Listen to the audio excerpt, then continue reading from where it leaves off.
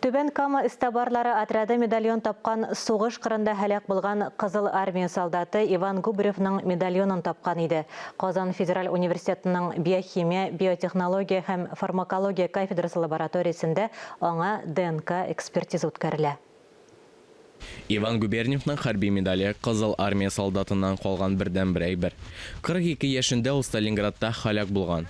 Түбән Камадан истабар отряды аның медальон тапканчы солдат турында бернинди дә мәгълүмат булмаган.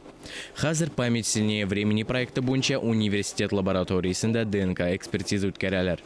ДНК анализы алынган инде. Хәзер хәрби хезмәткәрләрнең һәм туганнарының материаллары нигезендә охшаштыру уздырыла. Нәтиҗәләр ачыклана. Калуга өлкәсендә Бөек Ватан сугышы вакытында хәлак булган 65 солдатның беренче генетик экспертизалары уздырыла. Бирелгән генетик материалны катнашмалардан чистарталар, ПЦР-тест үткәрәләр.